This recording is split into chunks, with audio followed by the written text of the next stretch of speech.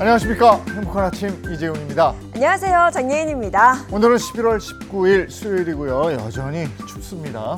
요즘에 뭐 K-드라마, K-팝, K-푸드 해서 K-컬처가 전 세계를 휩쓸고 있는데 여기에다가 또 K-서브 퓨처? 네. 이런 것까지 또 인기라면서요? 네, 그렇습니다. 그중에서도 특히 각광받는 그 분야가요. 바로 K-웹툰이라고 합니다. 유럽의 만화 강국이죠. 프랑스는요. 한국의 웹툰 형식으로 작업을 한 현지 일부 작가들의 작품을 내년에 한국에서 무료로 공개할 예정이라고 합니다. 이 한국의 문화 K컬처가 전 세계를 무대로 어디까지 뻗어나갈 수 있을지 기대해보면서 수요일의 행복한 아침도 밝고 활기차게 시작해볼게요.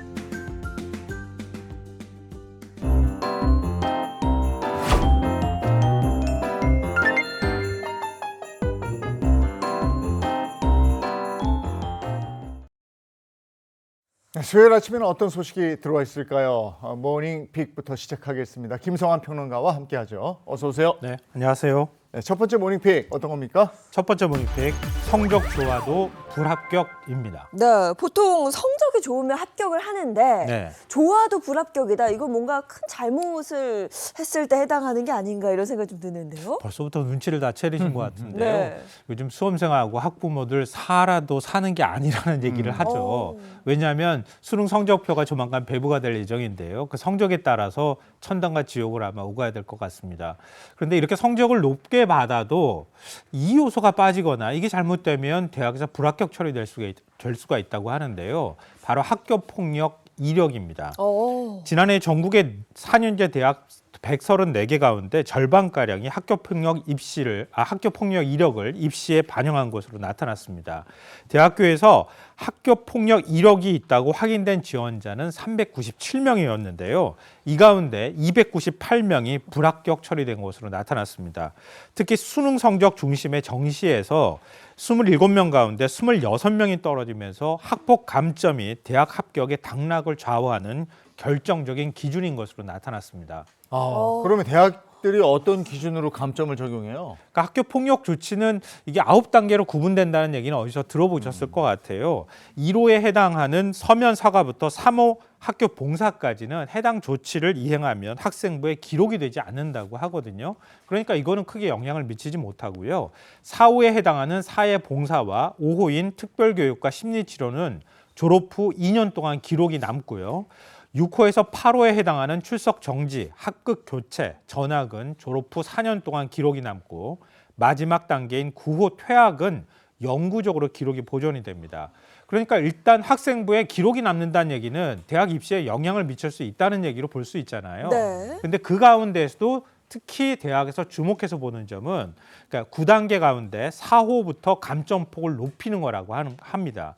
그러니까 8호와 9호 처분자에 대해서는 사실상 부적격 판정을 내리는 방식으로 대입 전형을 운영하고 있다고 합니다. 네, 그러면 학교 폭력 이력으로 불합격한 사례 주로 어느 대학에서 많이 나왔을까요? 저도 조금 의외라고 생각했는데요. 대구의 계명대학교였습니다. 계명대학교는 총 38명을 불합격 처리했다고 합니다. 수도권 주요 대학에서도 마찬가지였는데요. 서울대는 정시 전형에서 2명을 불합격시켰고요. 연대는 수시 3명, 성균관대는 수시 8명을 탈락시켰다고 합니다. 근데 더 주목해야 될 부분은요. 지난해까지는 대학교가 자율적으로 학교 폭력 반영 여부를 결정했거든요. 그러니까 반영하지 않겠다고 하는 대학은 반영 안 해도 되는 거였는데 올해 입시부터, 그러니까 2026학년도 입시부터는 학교 폭력 감점제가 모든 대학과 모든 전형에서 의무화됩니다. 그래서 학교 폭력으로 인한 대학교 불합격 사례는 더 늘어날 것으로 보입니다. 이 잘못된 행동은 돌고 돌아서 결국은 나한테 오는 거죠. 그럼요. 뿌린 대로 거두리라. 이거 꼭 명심해야 되겠습니다. 네, 다음 픽은요? 두 번째 모닝픽, 클럽 마약 확산입니다. 네, 클럽이나 파티 등에서 주로 소비되는 이른바 클럽 마약의 밀반입 적발량이 굉장히 크게 늘었다고 합니다. 굉장히 많이 늘었는데요. 최근 5년 동안 클럽 마약의 밀반입 적발량이 7.3배 증가한 것으로 나타났습니다. 올해 9월까지 적발된 클럽 마약은 약 116kg이었는데요. 이거는 232만 명이 동시에 투약할 수 있는 어마어마한 양이라고 합니다. 클럽 마약 중에서도 특히 환각과 기억 손상 등을 유발하는 하는 신종 마약의 밀반입 증가세가 가장 두드러졌는데요. 2021년도에 6kg이 적발이 됐는데 올해에는 102kg으로 17배가량 늘어난 것으로 나타났습니다. 국제마약기구 보고서에서는 마약이 한국을 비롯해 동아시아 지역 청년층 사이에서 도심 유흥문화와 파티 문화를 타고 빠르게 번지고 있다라고 분석을 했는데요. 젊은 층 사이에서 마약 수요가 늘고 있는 것도 문제지만 이런 클럽 마약이 일부 성범죄에 악용되고 있다는 점도 사회적으로 우려되는 부분입니다. 아니 언젠가부터 마약이 훅 들어온 것 같은데 네. 도대체 이게 어디서 이렇게 들어오는 거예요? 그러니까 저는 일반적으로 뭐 동남아시아나 이런 쪽에서 또 아니면은 남미나 이런 쪽에서 들어올 줄 알았거든요. 그게 아닙니다. 프랑스, 영국, 독일이었는데요. 특히 이제 특송 화물이나 여행자 수화물, 국제 우편을 통해서 국내로 들어오고 있다고 합니다. 관세청은 유럽에서 활동하는 국제 마약 조직이 새로운 시장 개척을 위해서 한국으로 마약 밀반입을 시도하고 있는 것으로 보고 있는데요. 관세청 관계자는 클럽 마약 밀반입은 우리 미래를 책임질 청년층을 표적으로 하는 심각한 범죄다. 모든 역량을 투입해서 국경 단계에서의 마약 밀반입을 원천 차단하겠다라는 의지를 밝혔습니다. 네, 지금부터라도 이거 철저하게 대응하지 않으면 정말 큰일 나겠습니다. 네. 자, 다음 픽은요. 세 번째 모닝픽은 위치 공유 논란입니다. 네, 얼마 전 대대적인 개편으로 이용자들의 불만을 샀던 K 메신저가 이번에는요, 메신저 친구들끼리 위치를 공유하는 그런 기능을 개편하면서 이것도 좀 논란이 되고 있습니다. 네, 맞습니다. 친구 위치 공유 서비스는 말 그대로 메신저 친구끼리 지도에서 서로의 위치를 확인할 수 있도록 하는 기능인데요. 상대방이 현재 위치뿐만 아니라 이동 방향과 속도까지 확인할 수 있다고 합니다. 물론 위치 공유 서비스가 새로운 건 아닙니다. 이미 2019년도에 도입이 된 바가 있거든요. 그러니까 이전에도 서비스가 되고 있기는 했었습니다. 근데 바뀐 점은 위치 공유 시간이 최대 1시간에서 무제한으로 늘어났다는 점입니다. 그러니까 이용자가 위치 공유를 종료하지 않으면 시간 제한 없이 실시간으로 서로의 위치를 확인할 수 있는 겁니다. 물론 잠시 위치를 숨기거나 공유를 멈출 수도 있고 14세 미만 이용자의 경우에는 반드시 부모 동의가 있어야 하긴 하는데요. 한번 공유하면 그때그때 설정을 바꾸기가 좀 어렵잖아요. 네. 그러니까 계속 공유가 될 수도 있다는 얘기가 되기 때문에 이것 때문에 오히려 좀 논란이 커지고 있는 것 같습니다. 이게 본인이 동의해야 위치가 공유되는 건데 이게 이용하는 사람들 사이에서도 참 의견이 엇갈린다고요? 네, 맞습니다. 온라인상에서는 자칫 사생활 침해를 이어질 수 있다 이런 우려의 목소리가 나오고 있는데요. 예를 들면 이런 거예요. 배우자나 연인 관계예요. 위치 공유하자 이렇게 네. 얘기하면 어떻게 하시겠어요? 꺼리면 괜히 의심받고 그러잖아요. 그렇죠. 싫다고 말 못해요. 부부 사이에도 그렇지, 부부 사이. 그렇죠. 뭐 숨기는 거 있어? 이렇게 네. 하면서 맞아요. 오히려 화를 낼 수 있잖아요. 그러니까 어쩔 수 없이 위치 공유를 할 수밖에 없는 네. 거고요. 직장에서도 만약에 제가 외근을 나가거나 아니면 출장을 가요. 회사 직장 상사가 갑자기 급한 일이 생길 수도 있으니까 너한테 문제 생길 수도 있잖아. 뭐 사고 날 수도 있고 우리 위치 공유하자 이렇게 되면 그건 감시받는 기분이죠. 그래도 안 할 수가 없잖아요. 그렇죠. 안 할 수는 없죠. 네, 그것 때문에 지금 논란이 더 생기는 거예요. 그러니까 실시간으로 계속 추적을 당할 수 있다고 하는 사실 불안감 같은 게 좀 있다고도 볼 수 있는데요. 물론 이제 이런 부정적인 반응도 있지만 긍정적인 반응도 있습니다. 요즘 아이들 이거 어디 네. 유괴당하는 거 아닌가 불안해하시는 분들은 굉장히 많잖아요. 아이한테 이런 메신저 깔아가지고 위치 공유하면은 그래도 부모가 안심할 수 있지 않느냐 뭐 이런 이제 반응도 있고요. 치매 가족의 경우에는 특히 부모님의 경우에 이렇게 위치 공유를 하게 되면은 아무래도 걱정이 좀 덜 수 있잖아요. 네, 네. 그런 또 긍정적인 측면도 있다. 이렇게 부정과 긍정이 이제 공존하고 있는 이런 상황인데요. 이 메신저 서비스 회사에서는 이용자가 안심하고 기능을 사용할 수 있도록 지속적으로 보안 개선하겠다 이런 입장을 밝혔다고 합니다. 그러네. 아이들도 오늘 하루는 학원 안 가고 떡볶이 먹고 싶을 때도 있을 텐데. 딱 보고 너 어디야? 이게 편리함이 또 불편함으로 바뀔 수도 있는 거군요. 자, 다음 픽은요. 네 번째 모닝픽 통근 시간 세계 1위입니다. 네, 통근 시간이 세계 1위인 나라 어딘지 말 안 해도 우리나라. 왠지 알 것 같은데요. 맞아요. 우리나라죠? 예. 네. 그렇게 물어보실 줄 알고 제가 우리나라라고 얘기하려고 했습니다. 전 세계 43개국을 대상으로 통근 시간을 조사했다고 하는데요. 통근 시간이 가장 긴 국가는 바로 한국이었습니다.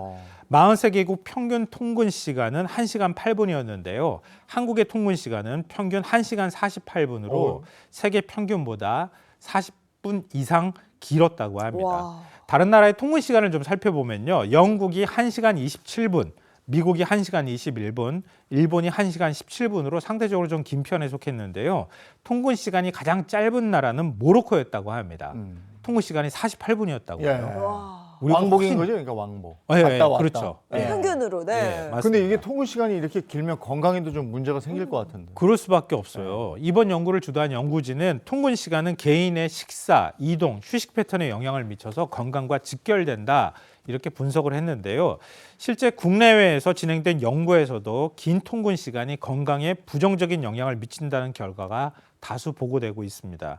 서울 직장인 2만 4천 명을 분석한 결과 편도 출퇴근 시간이 60분을 넘는 사람들은 30분 이하 집단과 비교해 가족 관계에서 외로움을 느낄 위험이 49%, 타인과의 관계에서 외로움을 느낄 위험이 36% 높았다고 합니다. 해외도 마찬가지인데요. 영국에서도 3만 4천 명 이상의 근로자를 대상으로 연구한 결과가 있는데요. 통근 시간이 1시간 이상 걸리는 사람들은 출퇴근에 30분 이하가 걸리는 사람들보다 비만일 확률이 21%더 높은 것으로 나타나기도 했습니다. 네. 근데 현실적으로 통근 시간을 줄이기 어려운 분들도 분명히 네. 있거든요. 이런 분들은 어떻게 하면 좀 건강을 챙길 수 있을까요? 일단 통근 시간이 길면 어떻게 될까요? 버스에서나 아니면 지하철에서 주로 뭐 하세요? 쪽잠 자죠. 그렇죠. 네. 잠을 자거나 네. 잠잘 때도 뭐 이렇게 막 편하게 못 그럼, 자잖아요. 이렇게 그렇죠. 하고 이게 이렇게 쭈그리고 자죠. 자요. 네. 당연히 몸에 무리가 갈 수밖에 없잖아요. 그리고 무엇보다도 이거 없으면 안 되잖아요. 이거. 휴대폰. 스마트폰. 스마트폰 보게 되는데 스마트폰 보게 되면 고개 떨궈야 되죠. 네. 거북목 만들어야 되죠.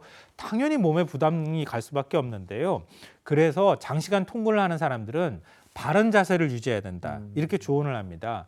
대중교통이나 차량을 이용할 때 등받이를 지나치게 이렇게 뒤쪽으로 눕히지 말고요. 스마트폰을 보느라고 허리, 목, 어깨가 구부정해지는 자세는 피하는 게 좋다라고 조언을 하고 있습니다. 만약에 걸어서 통근할 경우엔 나무와 잔디 등 자연이 많은 길을 택하는 게 좋다고 하는데요. 요즘에 가을이라 굉장히 이쁘잖아요. 예. 그러니까 긴 또래 큰 대로 있다 하더라도 조금 일찍 나가가지고 이렇게 동네 돌듯이 이렇게 이쁜 자연을 보면서 이렇게 출근하면 아무래도 기분도 좋아지고 운동도 자연스럽게 될 수밖에 없잖아요.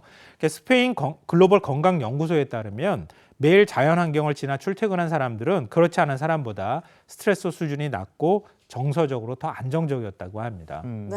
직장인들은 그렇게 못하면은 점심 시간에라도 아, 그렇죠. 걸으면 좋을 것 같아요. 네, 맞습니다. 알겠습니다. 오늘 모닝픽 여기까지 하겠습니다. 김성환 시사평론가와 함께했습니다. 고맙습니다. 고맙습니다. 네, 초겨울 추위가 기승을 부리고 있습니다. 오늘 날씨 어떨까요? 문나는 기상캐스터 나와주세요. 네, 오늘까지는 겨울 추위를 염두에 두셔야 합니다. 바람도 강하게 불면서 체감 온도는 더 낮겠는데요. 낮은 기온으로 얼음이 얼 수 있어서 농작물 관리에 유의하셔야겠습니다. 오늘 한낮에도 추위는 이어집니다. 전국 대부분 10도를 밑돌 텐데요.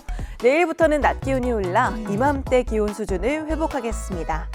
추위가 여전한 오늘 낮 기온 보시면요. 서울이 8도, 대전과 전주가 9도, 대구가 11도에 그칩니다. 한 자릿수를 보이는 곳이 많겠습니다. 오늘 전국 하늘은 대체로 맑습니다. 다만 충남과 호남, 제주는 대체로 흐리겠고요. 서해안은 아침까지 빗방울이 떨어지다가 대부분 그칩니다. 다만 제주의 비누는 내일 새벽까지 이어집니다. 추위가 다소 누그러지는 내일 전국이 흐린데요. 새벽부터 오후 사이에는 중부를 중심으로 빗방울이나 눈이 조금 날릴 수 있겠습니다. 낮부터는 다시 기온이 올라 기온차가 벌어집니다. 동해안을 중심으로는 여전히 대기가 매우 건조한데요. 특히 순간 풍속 초속 15에서 20m 안팎까지 강풍이 불어와 산불 및 화재 예방에 각별히 유의하셔야겠습니다. 지금까지 날씨 전해드렸습니다.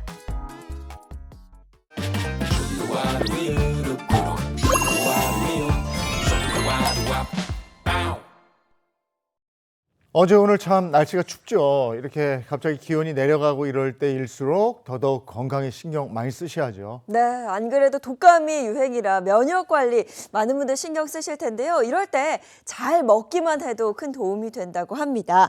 그래서 오늘은요, 맛과 건강 두 마리 토끼를 다 잡을 수 있는 건강 보양식 준비했는데요. 어떤 음식일지 영상으로 함께 만나보시죠.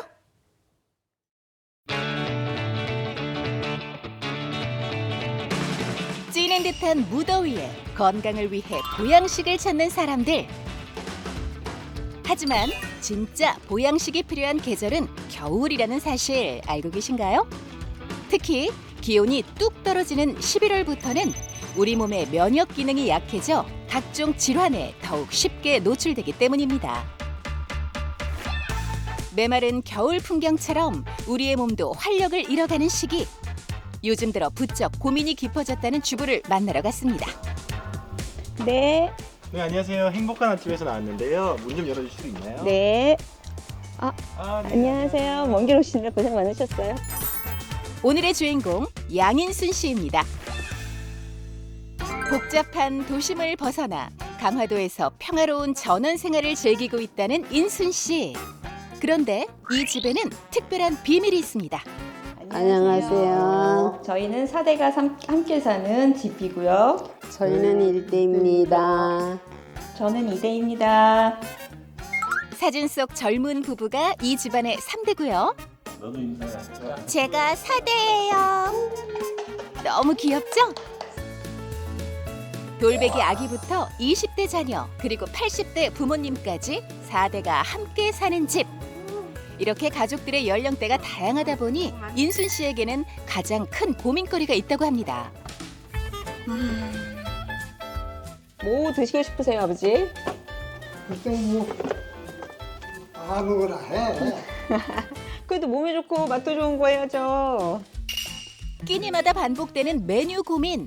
입맛도 취향도 제각각이라 생각이 많아질 수밖에 없죠.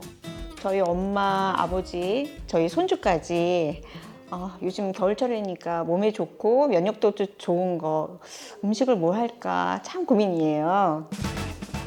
인순 씨의 고민 해결을 위해 특별한 손님이 찾아왔습니다. 양손 무겁게 주인공의 집으로 향하는 이 사람의 정체는 바로 네, 안녕하세요. 요리 연구가 김슬기 씨입니다. 4대 가족의 입맛을 사로잡을 특별한 보양식을 준비했다고 하는데요. 오늘 제가 준비한 재료는 겨울철에 몸보신을 하시라고 오리를 준비했습니다.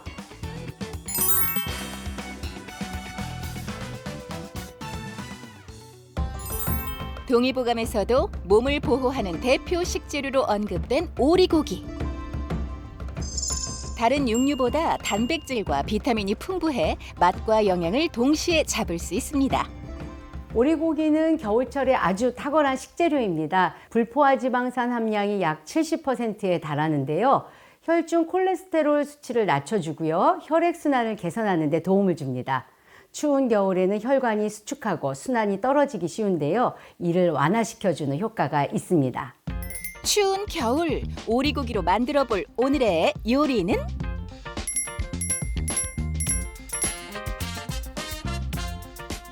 이 많은 메뉴를 다 할 수 있을까요? 한번 삶는 과정으로 3가지 요리가 나올 수 있기 때문에 그렇게 어렵지 않고 쉽게 할 수 있습니다. 냄비 하나로 만드는 3가지 요리. 첫 순서는 오리를 살짝 데쳐 불순물을 제거하는 일입니다. 그리고 불린 찹쌀과 갖은 육수 재료를 면보에 넣어 데치노리와 함께 냄비에 넣고 푹 삶아주면 되는데요.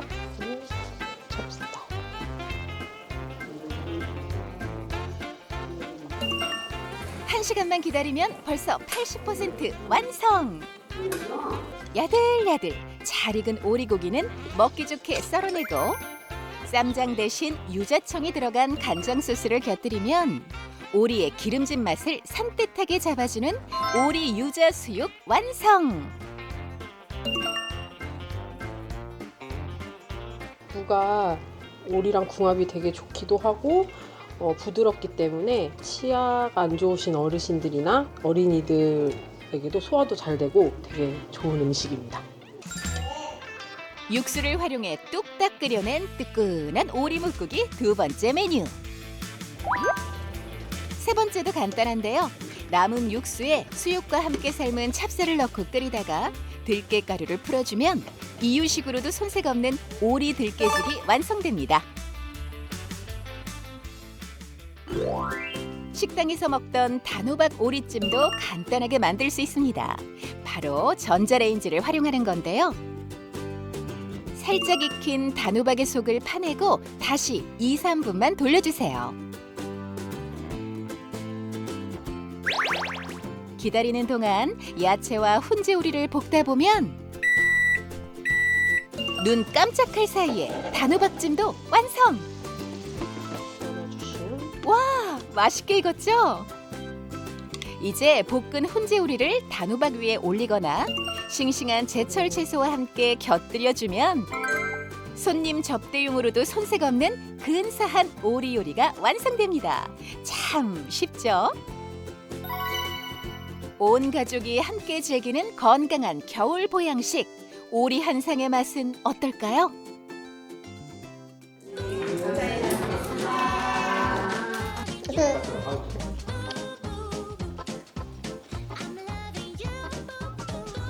야채랑 같이 먹으니까 건강에도 좋은 것 같고 더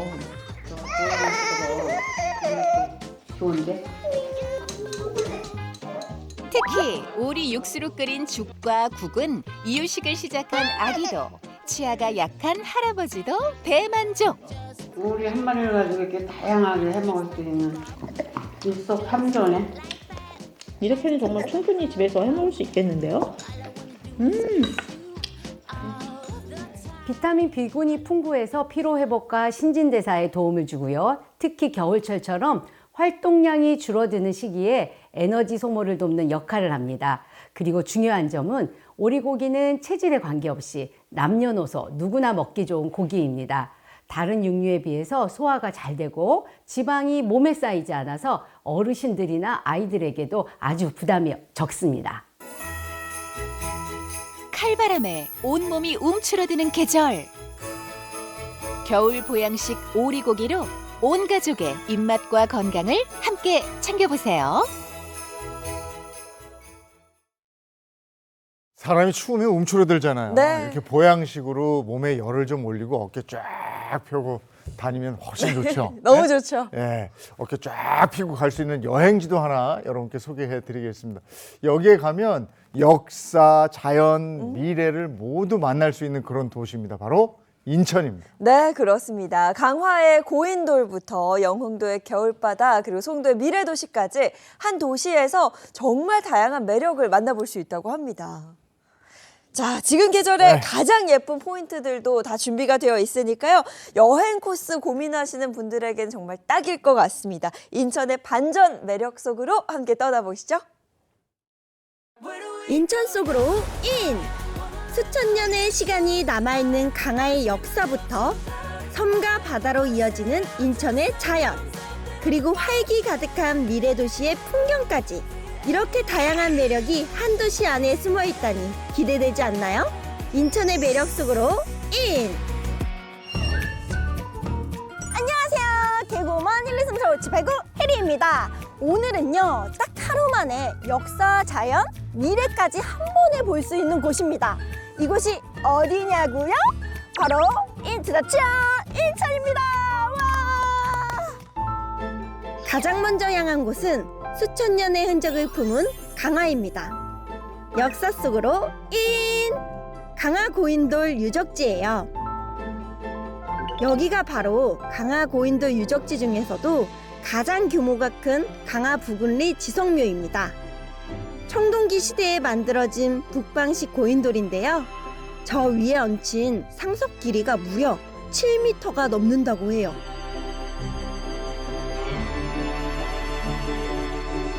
우와, 실제로 보니까 진짜 엄청 커요. 와, 뭐랄까, 약간 시간 여행 온 그런 느낌? 근데 또 옛사람들은 이걸 어떤 마음으로 바라봤을지 또 생각을 하니까 또 마음이 좀 뭉클해지기도 합니다. 강화는 알고 보면 작은 야외 박물관 같아요. 드넓은 들판 속에 이렇게 웅장한 고인돌들이 남아있다는 게 정말 놀랍지 않나요? 이번엔 또 다른 역사의 숨결을 찾아 떠나볼까요? 이번엔 전통 속으로 인! 이곳은요, 강화도의 대표 사찰 전등사인데요. 전등사는 우리나라에서도 손꼽히는 오래된 사찰이에요. 조선시대 건축물과 여러 문화재가 그대로 남아있어 걸어가는 동안 자연스럽게 역사를 느낄 수 있는 곳이죠. 우와. 여기 오니까요, 이 목탁 소리가 고요하게 들리고 이렇게 걷는 것만 자체만으로도 되게 힐링이 되는 느낌이에요. 순간순간이 너무 이쁜 것 같아요. 그림 같고 약간 이런 느낌이. 서대문때 저 감 몇 개 달린 감나무만 봐도 너무 이뻐요. 산으로 둘러싸여 있어갖고 뭔가 엄마 품속 같은 포근한 마음이 항상 들어요. 엄마 품속. 네. 感觉非常宁静，心灵上的宁静，然后就是很安稳的那种感觉，会想要在这里多待一会儿时间，但是时间太短了。对对对。 이곳은요, 템플스테이 프로그램으로도 또 유명하다고 하는데요. 이렇게 단순히 구경하는 것뿐만 아니라 사찰 문화 체험을 또 직접 할 수 있다니까 너무 좋은 것 같아요. 그래서인지 요새는 또 외국인 관광객분들이 굉장히 많다고 해요. 전등사의 고즈넉함을 지나 이제 교동도의 또 다른 이야기를 만나보러 갑니다. 이곳은 교동도 대룡시장입니다. 6.25 전쟁 이후 실향민들이 고향의 시장을 떠올리며 만든 곳이라고 해요. 오래된 간판과 작은 상점들을 걷다 보면 그때의 생활과 정서가 그대로 느껴집니다.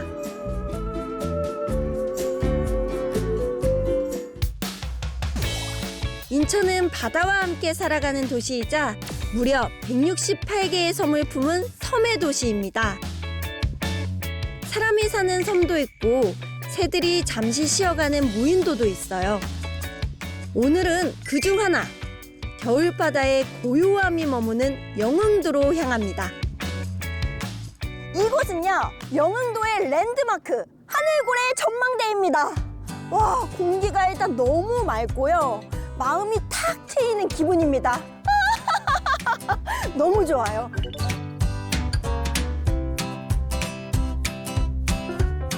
이렇게 풍경을 보니까 마음도 탁 트이는 기분이 들고요.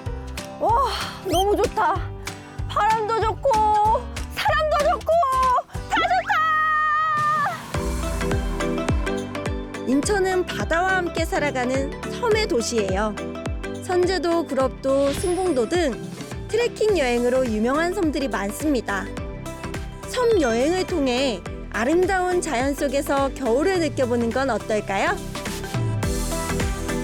강화의 오랜 역사와 영흥도의 아름다운 자연을 지나 이제 또 다른 매력을 만나보러 갈까요? 미래 속으로 인! 이곳은 인천의 미래를 상징하는 도시 송도 센트럴파크입니다. 와, 여기 보시면 유리 빌딩 사이로 물길이 흐르고요, 바람이 굉장히 시원하게 지나가고요. 와, 도심 속인데도 불구하고 굉장히 여유롭고 공기가 깨끗합니다. 특히 이곳은요, 미래형 친환경 도시로 설계가 돼서 도시와 자연이 함께 살아가는 공간이라고 합니다. 이렇게 해질 무렵이면요, 불빛이 수로 위로 반사가 돼서 정말 멋지거든요. 이게 바로 송도만의 매력이 아닐까 싶습니다. 센트럴파크의 노을을 지나면 이제는 송도의 야경을 만나볼 차례입니다. 도시의 불빛이 반짝이는 모습을 위에서 한눈에 바라볼 수 있는 전망 공간이 있는데요. 또한 안쪽으로 걸어가면 빛으로 가득한 터널이 펼쳐져 있어요. 도시의 조명과 영상이 함께 어우러져 가볍게 둘러보기에도 좋은 공간입니다. 와, 낮에는 세련된 도시였다면 밤에는 감성 충만한 야경 도시로 변신을 하네요. 이게 진짜 송도의 반전 매력이 아닐까 싶습니다. 오늘 하루 강화의 역사, 영흥도의 자연, 그리고 이곳 송도의 미래까지 인천의 모든 시간을 함께 걸어본 느낌인데요. 이 도시의 진짜 매력은요, 과거와 현재 그리고 미래까지 한눈에 이어져 있다는 겁니다. 역사와 자연 그리고 미래가 공존하는 도시, 이곳은 인천입니다.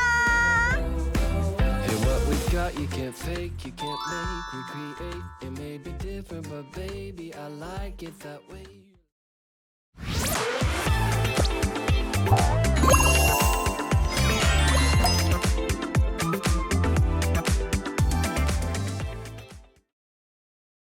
네, 이번에는 한 주간의 연예계 소식 전해드리겠습니다. 연예계 이슈 시간입니다. 네, 이슈 이 시간 함께해 주시는 분들부터 소개해드리겠습니다. 인사 먼저 부탁드려요. 안녕하세요. 연예계 이슈 있는 곳에 홍 기자가 있습니다. 대중문화 전문기자 홍정선입니다.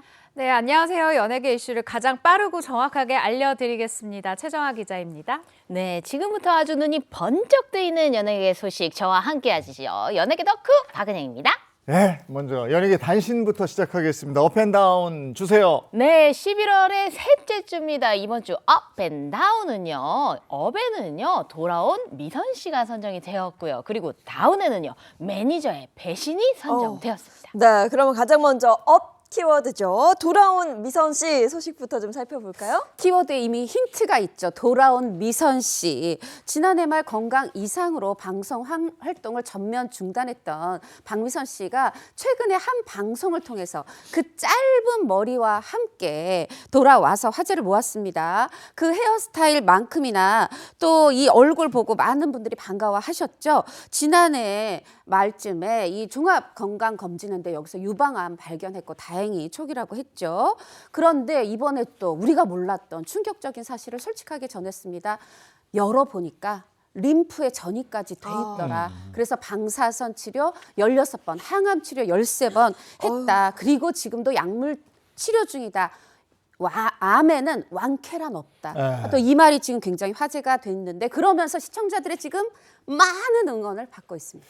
방사선 치료, 항암 치료 이게 만만치 않을 텐데 네. 굉장히 힘든 일이잖아요. 네, 맞습니다. 박미선 씨도요, 이 항암 치료 과정에서 위험한 이 고비의 순간이 많았다고 이야기를 합니다.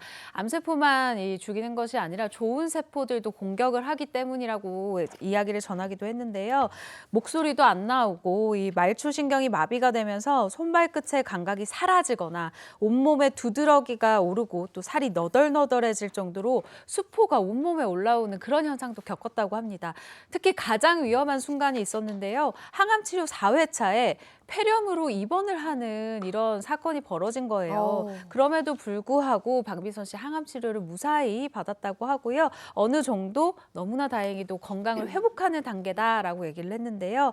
하지만 이 완쾌라는 단어를 쓸 수가 없기 때문에 항상 나는 조심해야 하는 상황이다라고 이야기를 하기도 했습니다. 네, 그리고 이 투병 생활을 공개한 이후에 박미선 씨에게도 좀 변화가 생겼다고 하던데요. 맞습니다. 가족 간의 유대가 굉장히 끈끈해졌다 그래요. 이봉원 씨 남편이죠. 이봉원 씨가 뭐 이렇게 먹고 싶다는 거 다 사다 주고, 무엇보다 말투가 굉장히 부드러워졌다 그래요. 남편 말끝만 예뻐져도 정말 예쁜데 거기다가 아들 역시요 눈사람 만들어주고, 딸은 매일매일 엄마의 투병 일기를 써줬다고 해요. 이렇게 가족 모두가 힘이 되어졌는데, 저한테는 일기 쓸 아들은 없고 눈사람 만들어줄 딸은 없고 눈사람 만들어줄 아들만 있어서 박미선 씨 참 부럽습니다. 네, 또 박미선 씨는요, 이렇게 이 암 투병 생활을 알리기 전에는 개인 SNS에 자신의 사적인 이 게시물을 올린 게 6개월 전이었다고 해요. SNS를 활발하게 하는 스타는 아니었었는데요. 그런데 이번 투병기를 알리고 난 이후부터는 자신의 생활이 일단 SNS부터 바뀌게 됐습니다. 틈틈이 자신의 일상을 대중에게 공개하기 시작한 건데요. 최근에는 선우용녀 씨가 고기를 사줬다라고 이 일화를 공개하면서 함께 찍은 사진을 공개하기도 했습니다. 경복궁과 부암동에 가을 산책을 가거나 또 훌라후프를 아주 열심히 하는 이런 영상을 올리면서 다시 일상을 회복하는 이 과정을 공개하고 있는 건데요. 많은 사람들에게 힘과 용기를 전해주고 있는 박미선 씨, 팬들도 이에 댓글을 남기면서 아주 아름다운 소통을 이어가고 있는 중입니다. 네, 박민선 씨 잘 이겨내서 또 밝은 모습 우리한테 보여줘야죠. 자, 이번에는 다운 키워드인데 매니저의 배신이에요. 어떤 소식입니까, 이건? 이번 달 초였습니다. 가수 성시경 씨가 이 10년 넘게 함께한 그 매니저에게 금전적인 피해를 입었다는 소식이 전해졌습니다. 이 해당 매니저 성시경 씨와 무려 10년 넘게 함께 일했고요. 무려 성시경 씨가 결혼식 비용까지 대줬던 축의금 아니고 결혼식 비용까지 지원했을 정도로 돈독한 사이였기 때문에 더욱더 큰 충격, 안타까움을 자아냈습니다. 네, 그럼 정확히 어떤 금전적인 피해를 입힌 거죠? 일단 폭로글이 나왔습니다. 해당 매니저가 안표를 성시경 씨 콘서트 안표를 단속한다라고 하면서 사실은 성시경 씨의 이 공연 VIP 티켓을 몰래 빼돌려서 부인 명의의 통장으로 이 티켓 판매 수익을 올렸다라고 전해지고 있는데요. 이런 피해 사실에 대해서 소속사 측은 회사의 신뢰를 저버리는 행위를 했다라고 했을 뿐 자세한 위반 행위를 알리지는 않았습니다. 하지만 지난 10일이죠. 이 해당 매니저가 업무상 횡령 그리고 특정 경제범죄 가중처벌 등에 관한 법률 위반 혐의로 제3자에 의해 고발을 당한 상황입니다. 이 고발장에 보면요. 이렇게 적혀져 있었는데요. 유명인의 신뢰를 악용한 사익 추구의 단죄를 호소하고 있는 것으로 알려져 있습니다. 성시경 씨도 충격이 굉장히 클 것 같은데요. 그렇죠. 이 성시경 씨가 매니저의 혐의가 드러났을 때 SNS에 일찌감치 심경을 올렸어요. 뭐라고 했냐면 사실 저에겐 최근 수개월이 참으로 괴롭고 견디기 힘든 시간의 연속이었다.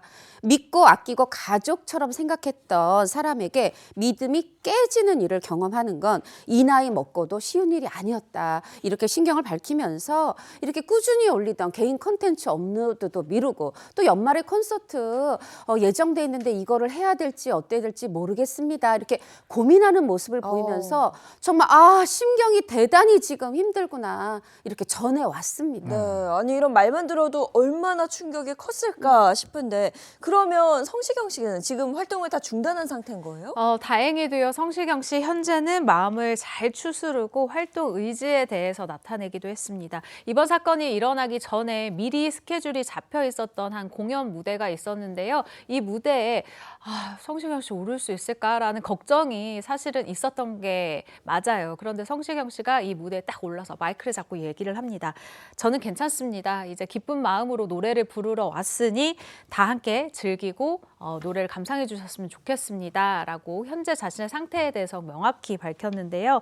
애써 의연한 모습을 보이는 것 같아서 저는 사실 이 영상을 보는데 마음이 참 짠하더라고요. 이 공연 현장과 댓글로 많은 팬들의 응원을 받았다라고 이야기를 하면서 이렇게까지 날 싫어하는 사람이 많을까 싶게 악플을 받아본 적은 많았는데 이렇게 위로해주고 응원의 글을 많이 받은 건 인생 처음인 것 같다라면서 오히려 이번 사건을 통해서 많은 분들의 사랑을 다시금 느끼게 됐다라고 합니다. 그러면서 계획대로 연말 공연을 이어나갈 것을 약속했습니다. 또한 개인 콘텐츠 활동 역시 약 2주 만에 활동을 재개하면서 다시 한번 이 복귀 의지를 다졌죠. 네, 성시경 씨 소식까지 들어봤고요. 이번엔 또 어떤 소식 들어와 있습니까? 네, 이맘때쯤이면요. 정말 이 스산한 겨울로 넘어가는 이 가을바람 때문이 아니라 괜히 초조하고 손발이 다 떨린다는 분들이 계신데요. 그것이 바로 그 지난주에 있었던 수능 때문인데요. 이건 스타들도 예외가 아닙니다. 그래서 저희가 스타들이 겪었던 아찔했던 그 수능날의 추억들 한번 준비를 해봤습니다. 네, 뭐 아무리 스타라고 해도 수능은 뭐 피해갈 수 없는 관문입니다. 스타들도 뭐 여느 수험생들처럼 수능 때문에 뭐 울고 웃고 했을 것 같은데요? 네, 물론입니다. 사실 이맘때쯤이면 저희 같은 연예부 기자들이 다루는 콘텐츠가 있습니다. 무엇이냐, 이 스타들의 수능 성적표인데요. 좀 잔인하죠? 네, 먼저 이 높은 수능 점수로 명문대에 합격한 스타들의 이름이 쫙 나옵니다. 그중에 첫 번째 타자로 항상 언급되는 것이 있는데 일단 400점 만점에 380점대 성적을 받은 스타가 있습니다. 연기도 잘하는데 얼굴까지 잘생겼어요. 성격도 좋은데요. 바로 배우 송중기 씨입니다. 결국 이 송중기 씨요. 380점대 성적을 받고 45대 1의 경쟁률을 뚫고 명문 S대 경영학과에 입학을 했죠. 그렇다면 이번에는 우리나라 최고 국립대로 불리는 이 S대에 합격한 스타들의 명단을 또 살펴볼 차례인데요. 일단 물리학과에 입학을 한 이 배우 이상윤 씨 어떨까요? 400점 만점에 370점대 정도를 당시에 받았습니다. S대 여신으로 불린 김태희 씨 400점 만점에 385점을, 심지어 S대 사회학과에 진학했던 가수 장기하 씨 400점 만점에 390점을 받았다고 와. 합니다. 정말 그냥 실수로 몇 개 틀렸다 이렇게 네. 봐야 될 것 같은데요. 게다가 의외로 높은 수능 점수를 밝힌 것으로 또 화제가 된 스타들이 있습니다. 여기서 의외라는 단어 붙여서 죄송하고요. 수학인 수리 영역에서 단 한 개만 틀린 스타가 있어요. 바로 개그맨 황재성 씨입니다. 오. 그리고 엉뚱한 면모를 뽐내는 이 천재 방송인 유병재 씨는 수리 영역에서 또 만점을 받았다고 고백을 했습니다. 이게 쉽지 않습니다. 아이고. 반면 양세형 씨 400점 만점에 저 약간 내적 친밀감 가져도 될 것 같은데 400점 만점입니다. 100점 만점 아니라 400점 만점에 88점을 받았다라고 얘기를 했으니까요. 88 올림픽. 그렇습니다. 여러분, 성적이 인생의 전부가 아닙니다. 수험생 여러분, 힘내시길 바랍니다. 자, 수능 성적을 공개하셨고 이번엔 아찔한 수능 추억을 가진 스타들을 공개하겠습니다. 누가 있어요? 먼저 첫 번째로 소개할 스타의 아찔한 수능의 추억. 그 주인공은요, 식곤증으로 잠을 쿨쿨 자버리고만 전현무 씨 얘기입니다. 너? 아니 설마 수능 때 그 수능을 보다가 이게 가능해요? 잠을 잤다는 거예요? 그렇죠, 그렇죠. 3교시부터 잠을 쿨쿨 잔 전현무 씨의 이 아찔한 추억 영상으로 준비되어 있으니까 직접 만나보시죠. 저는 이제 2번의 수능을 치렀는데 첫 해에 그 어머니가 싸준 도시락을 먹고 3교시 사회탐구 시간에 졸았던 기억이 나요. 하도 많이 먹어. 수능 시험 식곤증이 와가지고 진짜 이러고 있었어요. 아니 어떻게 수능 먹는데 그래서 너무 졸려. 거기서 주무실 수 있는 배짱이 있으니까 지금 이 자리에 오신 거예요. 아니 그해 대학을 떨어졌어요. 아니 근데 도시락에 뭘 쌌길래 그 도시락을 먹고 저렇게 식곤증이 왔어요? 예, 지금 혹시나 재수를 준비하시는 자녀를 둔 수험생 부모님이 계시다면 다음에 도시락은 이렇게 싸면 안 되십니다. 수능날 전현무 씨의 도시락에는요, 어머니가 싸주신 이 입자가 큰 콩이 아주 쌀알 만큼 많이 들어가 있는 보리밥이 있었다고 해요. 하지만 이 보리에는 워낙 섬유질이 많아서 소화기관이 민감한 분들은 가스가 차기도 하잖아요. 전현무 씨 역시 그랬던 거죠. 식사를 하고 나니까 막 뱃속에서 그 보리밥들이 막 소화가 되면서 보글보글 막 난리가 났었다라는 거예요. 결국 속은 속대로 불편하고 또 졸음은 졸음대로 다 이 맞은 탓에 제대로 실력 발휘를 하지 못한 채 재수를 하게 됐다라고 밝혔습니다. 비겁한 변명입니다. 엄마 탓하시면 안 됩니다. 네. 아 근데 이 음식이 정말 중요해서 사실 수능 보기 한 일주일 전쯤에 테스트로 수능 당일에 먹을 음식 테스트하는 경우도 굉장히 많은데요. 그 사실 먹는 거 조심해야 되는 것도 맞기는 맞습니다. 뭐 이상한 징크스도 많아서 망한 고3이라 해서 망고 절대 안 먹는 수험생들 그리고 미끄러진다 그래서 미역국 안 먹는 저희 때도 수험생들 그랬어요. 많습니다. 근데 이렇게 수능날 음식 때문에 아찔한 경험을 한 스타 전현무 씨가 다가 아니라면서요. 네, 또 있습니다. 이번엔 근데 또 상당히 사례가 달라요. 뭐냐 하면 배우 심영탁 씨 얘기인데 수능날 여자친구가 내가 도시락 싸줄게 이랬다는 거예요. 그래서 이 수능 고시장 있는 그 학교 정문 앞에서 교문 앞에서 기다리는데 오질 않는 거죠. 심지어 시험 시간이 다 돼서 수희 아저씨가 문 닫아야 되니까 들어가 이래서 교문은 닫히고 정말 도시락 없이 이미 고사장으로 입실은 하고 그래서 점심에요 뭘 먹어서 탈이 난 게 아니라요 아무것도 못 먹고 배를 쩔쩔 굶으면서 수능을 봤다는 심영탁 씨의 사연이 또 안타깝네요. 이 여자친구하고는 헤어진 거죠? 그래야 헤어졌겠죠. 그래야 헤어져야죠. 아찔한 수능의 추억, 또 다른 유형은 뭐가 있습니까? 네, 이번에 소개해드릴 특별한 추억을 안고 있는 스타는요, 동갑내기 배우입니다. 이민정 씨 그리고 배우 한가인 씨의 사연을 준비해봤습니다. 네, 이 두 분은 대체 수능 때 뭘 착각했다는 거예요? 일단 이민정 씨 사례부터 전해드리고 싶은데요. 많은 수험생들이 이것만은 내가 하고 싶지 않다라는 걸 직접 몸소 해보였습니다. 바로 정답 밀렸습니다. 악몽꾸잖아. 심지어 현장에서도 몰랐어요. 이런 사실을 가채점 할 때까지도 몰랐고요. 실제로 수능 점수가 발표되고 나서야 알았습니다. 영어 점수가 무려 24점이나 덜 나온 거예요. 맨 뒤에 답 11개를 줄줄이 밀어 썼다고 합니다. 이 당시에 점수가 발표되고 심란했던 이민정 씨, 이 기운을 차리자라는 마음에 오빠랑 같이 이 햄버거를 먹다가 갑자기 오빠가 이 감자튀김 4개를 한 번에 이렇게 탁 이렇게 집어서 먹더래. 그럴 수 있잖아요. 네. 감자튀김 4개 먹을 수 있잖아요. 근데 그 모습에 괜히 막 화가 솟구쳐 올라서 막 버럭 화를 내고 복잡한 이런 심경에 눈물을 흘렸다라고 밝히기도 했는데요. 하지만 아직까지 도대체 가족들은 아니 너는 왜 프렌치 후라이 4개 먹었다고 그렇게 우냐, 이렇게 좀 이상한 딸이 됐다라고 얘기를 하기도 했고요. 이 아쉬운 결과를 받고 좀 진학을 하기에는 힘들잖아요. 이민정 씨 그냥 나 재수하자라고 생각하고 한 번 더 수능을 치렀습니다. 이게 전화위복에 이 좀 시점이 됐었던 것 같아요. 계기가 되어서 실제로 성적이 엄청나게 올랐다고 하거든요. 400점 만점에요. 380점. 어이구야. 그래서 이 원하는 학교를 갈 수 있는 이런 결과를 맞이했다고 합니다. 야, 그 오빠는 이민정 씨하고 절대 감자튀김 안 먹겠네. 아니 한가인 씨도 그러면 밀려 쓴 거예요?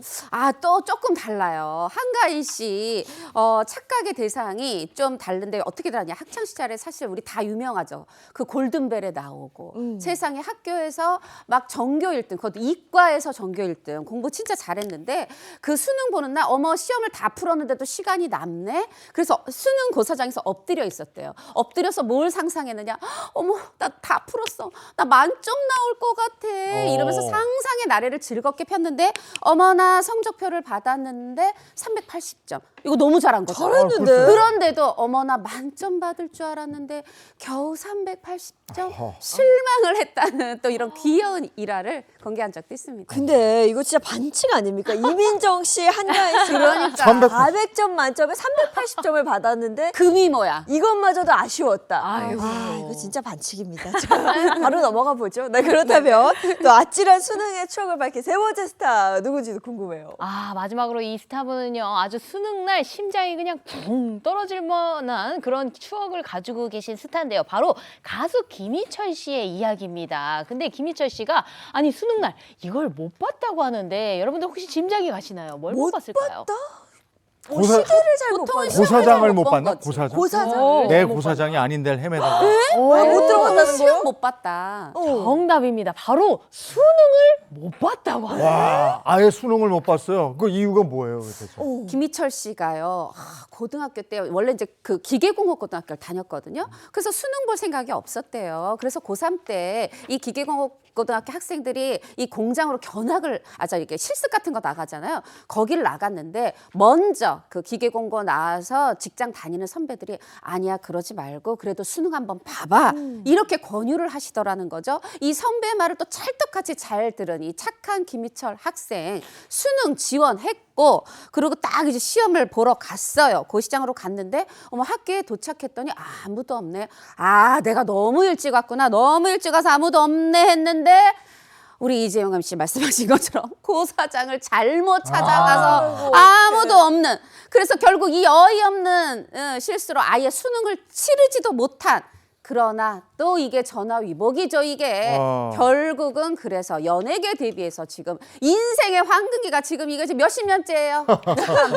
네. 근데 김희철 씨처럼 이렇게 어이없는 이유로 수능을 치르지 못한 스타 또 있었다면서요? 네, 예능에서 활약하는 가수 이영지 씨 아시죠? 이영지 씨가 자신이 고3일 때 이 SNS에 수능 하루 전날 같은 고3들을 응원하는 수험생 응원 영상을 올렸습니다. 그러면서 아주 재치 있게 님들 2020 수능 만점자 인터뷰 미리 하실 분 이라면서요. 자신의 수험표 그리고 증명사진을 공개해서 이런 여유로운 모습을 보이기도 했는데요.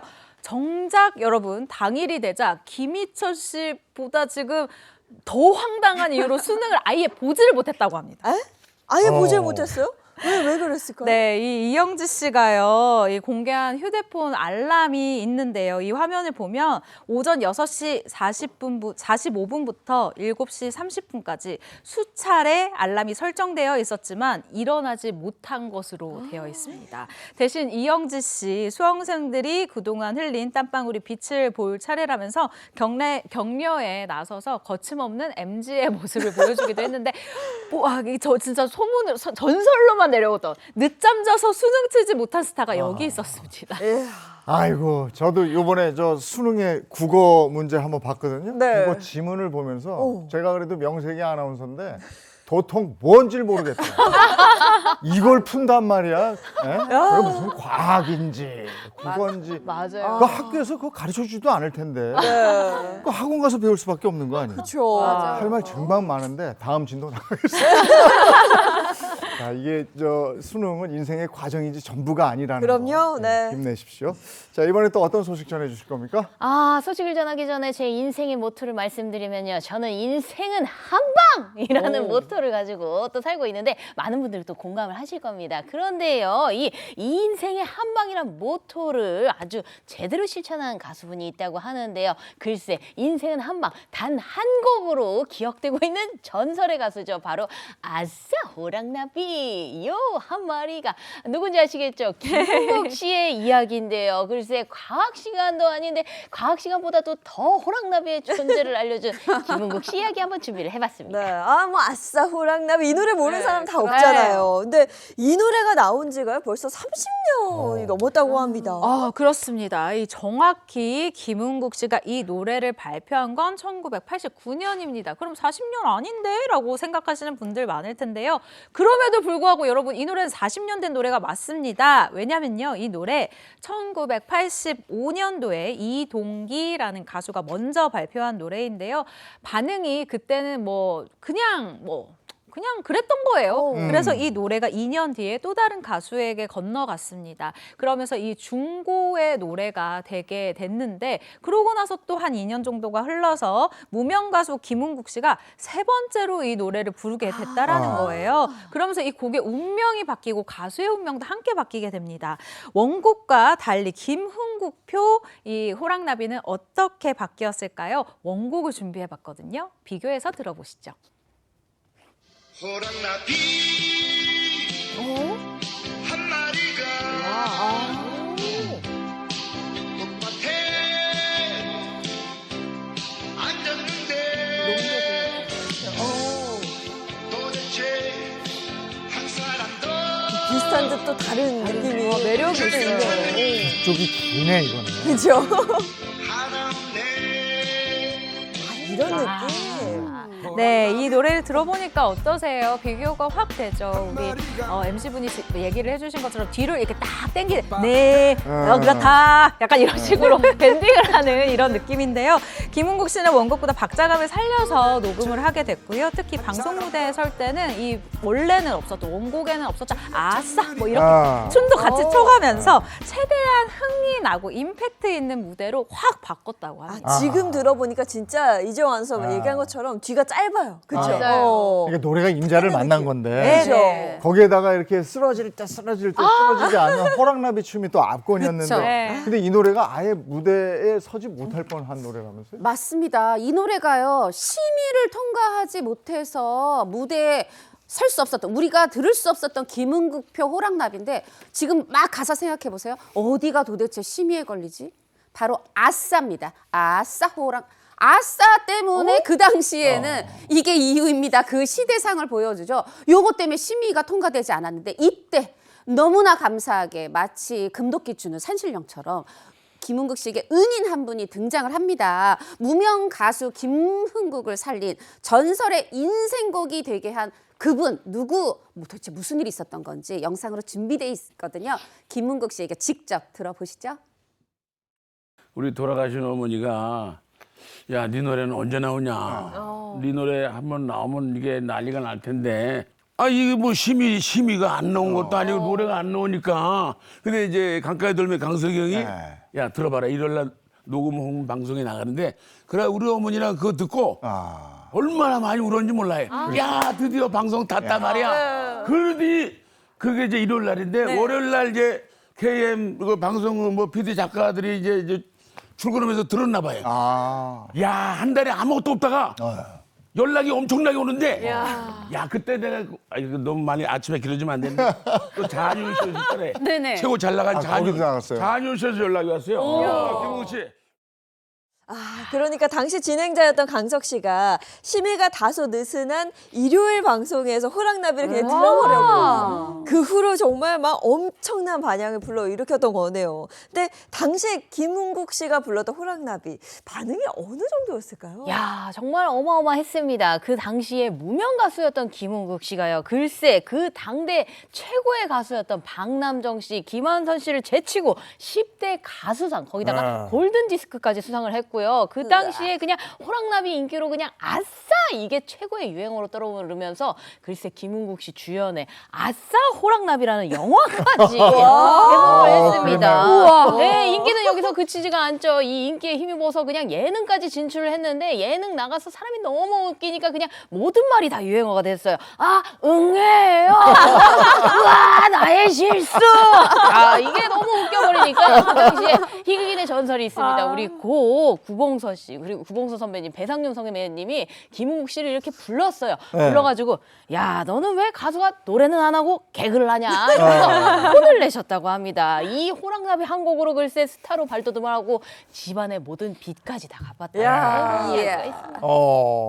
자, 딱 한 곡으로 기억되는 전설의 가수 두 번째 가수는 누굽니까? 아, 이분이 하면요 아주 자동 연관 검색어처럼 이 노래 제목이 바로 생각나는 분입니다. 바로 구경 한번 와보세요. 그렇죠. 화개당터의 남자 조영남 씨입니다. 야, 조영남 씨, 그 유일한 이렇게 말해도 되나요? 대표곡, 네. 그렇죠? 화개장터인데요. 이 노래가 어떻게 탄생하게 됐는지도 궁금합니다. 네, 당시에 조영남 씨가 세시봉으로 활동을 하면서 이 유명세를 굉장히 떨쳤는데 반면 솔로곡에서는 좀 유명한 곡이 없었던 거예요. 심지어는 당시 이혼을 하면서 그 당시에는 좀 활동까지 영향을 미쳤던 상황이었는데요. 윤여정 씨와 이혼 후에 방송 활동도 하지 못한 채 백수 생활을 이어가고 있었다라고 합니다. 그런데 어느 날 당시 절친한 소설가였던 김한길 씨가 조영남 씨에게 이 한 기사 하나를 딱 보여주는데 섬진강 주변 500여 가구 훈훈한 교류라는 제목의 기사였어요. 이게 바로 경상도와 전라도를 구분 없이 사이좋은 화개장터에 대한 기사였다는 건데요. 김한길 씨는 이걸로 노래를 만들어야 된다. 이 노래를 만들면 분명히 히트를 할 거다라고 아주 강권을 했다라는 겁니다. 김한길 씨에게 그래서 가사를 맡기고 함께 곡을 써서 이 노래가 만들어졌다고 하는데요. 이렇게 해서 1988년도 불멸의 히트곡 화개장터가 탄생하게 됐습니다. 아, 이 노래 한 곡으로 조영남 씨의 인기가 얼마나 급상승한 겁니까? 이게 조영남 씨 개인에게도 영광을 주고 사회적으로도 의미가 있었어요. 먼저 개인적으로 좀 살펴보면 그해 올해 가수왕 자리를 놓고 각축전을 벌이는 이런 대스타로 발돋움을 했고요. 거기다가 지금 아니고 무려 15년 전에 이미 60억 원 이상의 이 시세를 형성한 최고가의 집, 연예인 중에 제일 비싼 집에 사는 연예인, 여기에 딱 등극하면서 이름을 날리게 됐고요. 이 사회적으로 보면 이 노래는 당시 사회 갈등의 이 주요 축이었던 영호남 지역의 그 지역 갈등, 요거를 봉합하는 데 지대한 공헌을 했다, 이렇게 평가를 받습니다. 이렇게 화개장터 하면 조영남, 조영남 하면 화개장터, 이렇게 딱 서로 맞물려 가면서 심지어요 화개장터 옆에 파출소가 있는데 그 파출소장이 조영남 씨랑 동명이인에 조영남 이 경찰이 네, 임명이 돼서 그렇군요. 네네 그렇게 될 정도로, 그래서 이제 어느새 이 화개장터는 조영남 씨의 단연 최고의 대표곡이 됐죠. 예. 아이고 그런 일이 있었군요. 자, 세 번째 한 곡으로 기억되는 가수 만나볼 차례인데 누굽니까? 아, 이번에는요 이 딱 한 곡으로 인생의 전성기도 맞이했고요. 그리고 평생의 반려자도 맞이한 분인데요. 누군지 궁금하시죠? 영상으로 먼저 확인을 한번 해보겠습니다. 사랑을 하면서도 후회해도 한평생을 살 사람만 정들어 사는 인생 힘들어도 당신만을 사랑하리라. 맞습니다. 바로 연예계의 원조 연하남의 시조새죠.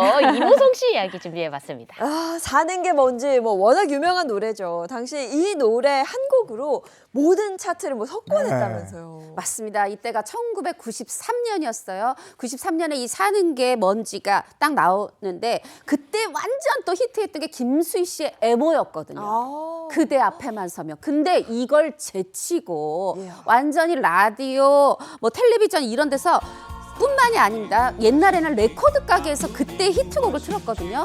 그리고 길거리에 리어카에서 길보드라고 거기서도 노래 테이프를 엄청 팔았는데 여기서도 뭐 그냥 계속 들렸던 노래가 이 사는 게 뭔지였고 또 많은 분들이 이걸 노래를 개사해서 뭐 축하곡으로도 부르고 뭐 환영곡으로도 부르고 굉장히 인기였습니다. 당시 어느 정도 인기였는지 이무송 씨가 직접 말하는 영상이 있거든요. 함께 보시죠.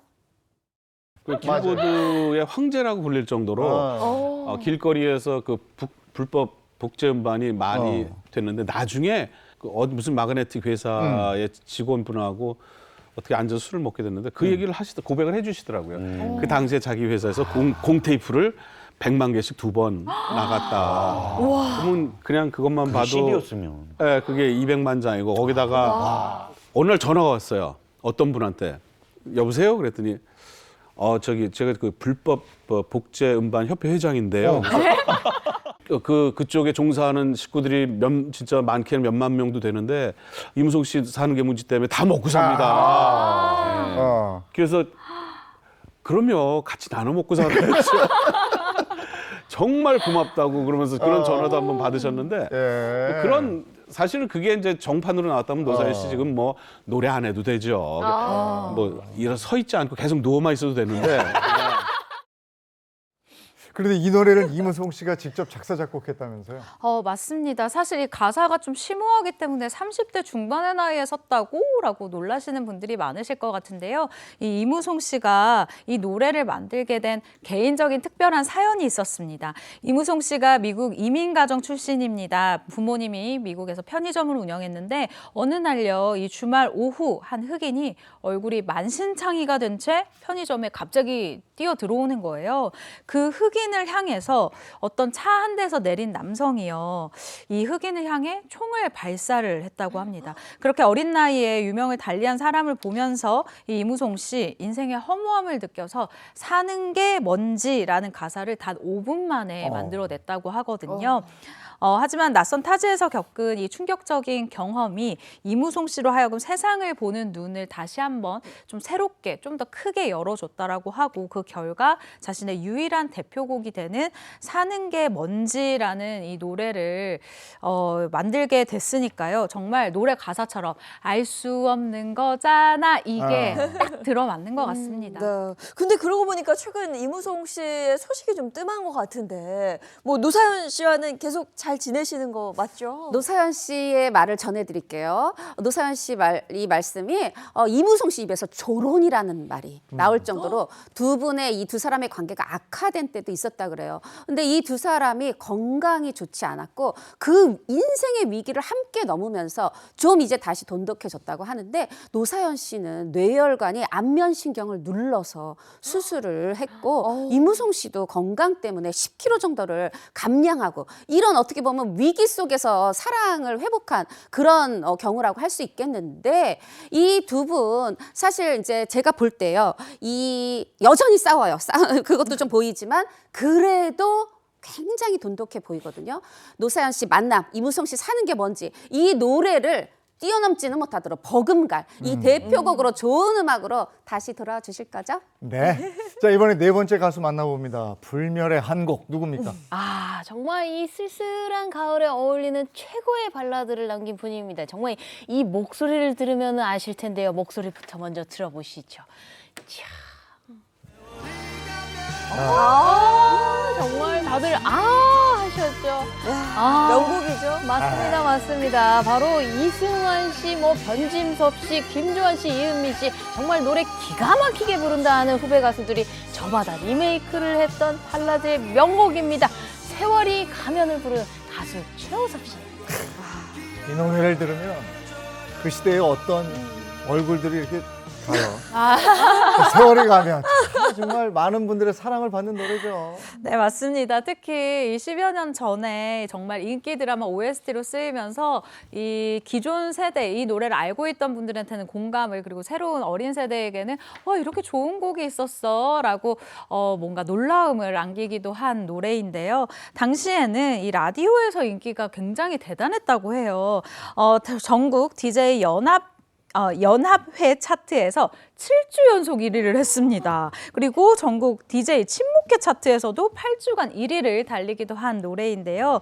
이 유행가였던 이상은 씨의 담다디, 그리고 이치현과 버님들의 집시 여행가도 아주 치열한 각축전을 벌이기도 한 노래로 떠올랐죠. 저도 사실 이 노래 리메이크 버전부터 시작해서 최우섭 씨 버전까지 요맘때 쌀쌀한 이 바람이 불어올 때 이 노래 항상 듣는 노래입니다. 네, 그런데 뭐 세월이 가면 이 노래에 비해서 원곡자인 가수 최호섭이라는 이름은 좀 낯설게 느끼는 분들도 있을 것 같은데요. 이게 특별한 이유가 있을까요? 이유가 있어요. 이 노래 남기고 약간 싹 좀 사라지셨기 때문인데 일단 그렇기 때문에 최우섭 씨에 대한 좀 탐구가 필요할 것 같아요. 먼저 이 노래 부른 이 최우섭 씨에 대해서 좀 설명을 드리면 사실 최우섭 씨가요, 알고 보면 엄청난 스펙의 소유자입니다. 뭐 스펙이라고 학벌 이거보다 더한 거예요. 가수로서는 뭐냐.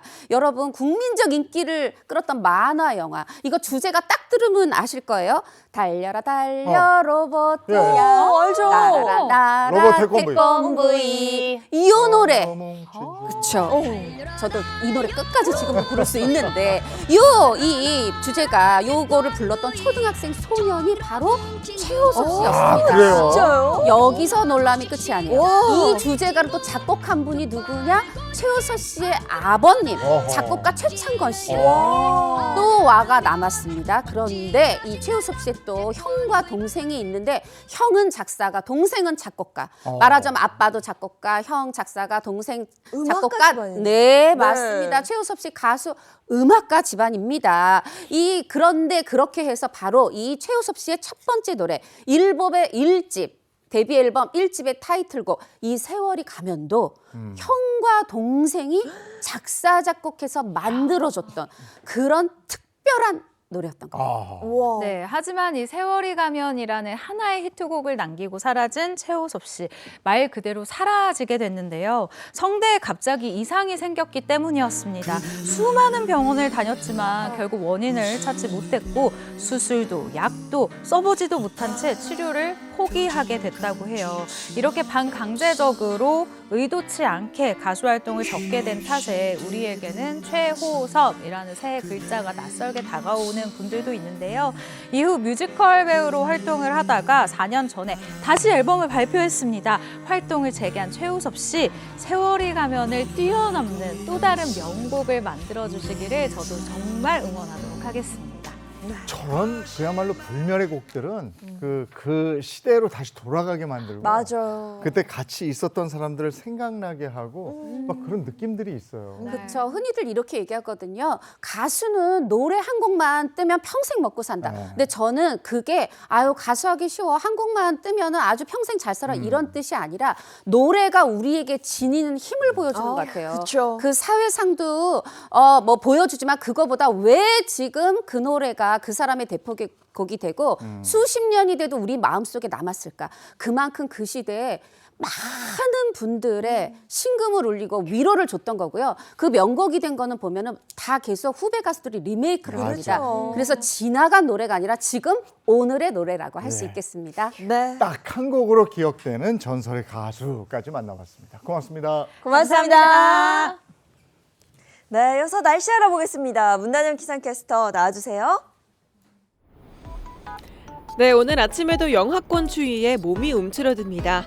오늘 아침 서울은 영하 1.6도로 출발했고요. 현재 기온은 체감 영하 4도를 보이고 있습니다. 어제만큼 따뜻한 옷차림 챙겨주셔야겠습니다. 오늘 한낮에도 추위는 이어질 텐데요. 전국 대부분 10도를 밑돕니다.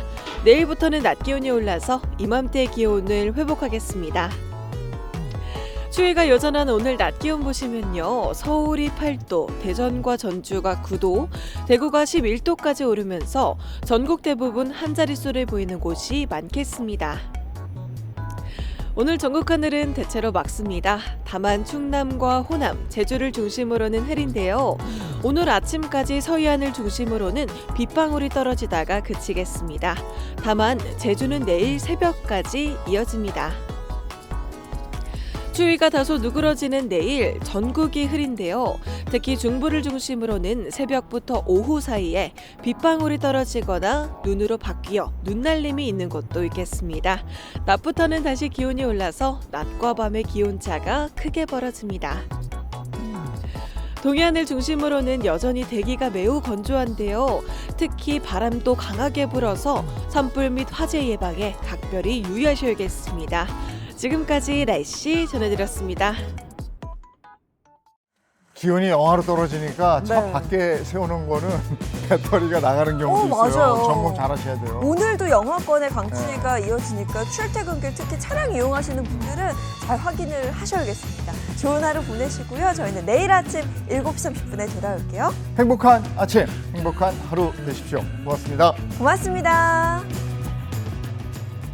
즐거운 하루의 세상 Save next channel